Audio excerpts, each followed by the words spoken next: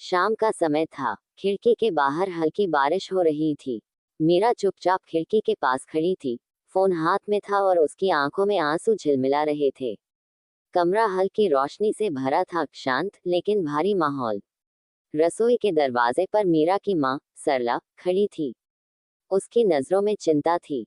तभी मीरा के पिता राजन अखबार हाथ में लिए कमरे में आए।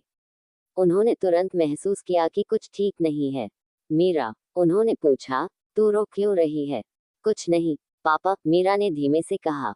राजन पास आए। उनकी आवाज सख्त लेकिन प्यार भरी थी। मुझसे झूठ मत बोल। मैं तुझे तब से जानता हूँ जब तूने पहली बार चलना सीखा था।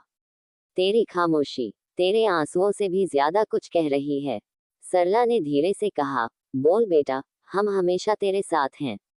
मीरा धीरे से मुड़ी। उसकी आवाज कांप रही थी। मैं विकास से शादी नहीं करना चाहती। कमरे में सन्नाटा छा गया। राजन ने अखबार धीरे से नीचे कर दिया। सरला ने उनकी ओर देखा। पर तूने तो हाँ कहा था, राजन बोले। हम उसके परिवार से मिल चुके हैं। अच्छे लोग हैं वो। हाँ, इसलिए कहा था क्योंकि मैं आपको दुख नहीं देना चाहती थी। लेकिन पापा, मेरा दिल किसी और का है। सरला ने पूछा, क्या वो वही लड़का है जिससे तू कॉलेज में मिली थी? मीरा ने आंसू भरी आंखों से सिर हिलाया। उसका नाम अर्जुन है। वो अमीर नहीं है। उसका कोई बड़ा नाम नहीं है। लेकिन वो मेरी इज्जत करता है। वो मुझे वैसे चाहता है जैसे मैं हूँ, नॉट जैसे किसी बायोडेटा पर दिखती हूँ। राजन का चेहरा सख्त हो गया।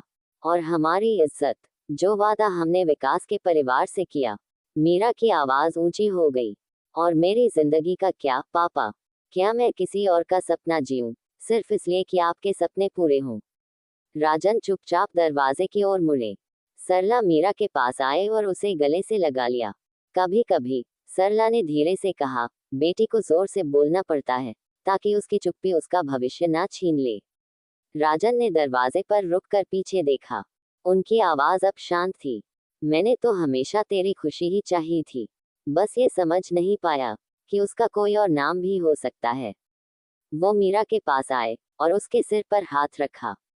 अगर अर्जुन सच में तुझसे प्यार करता है तो उसे यहाँ ले आ।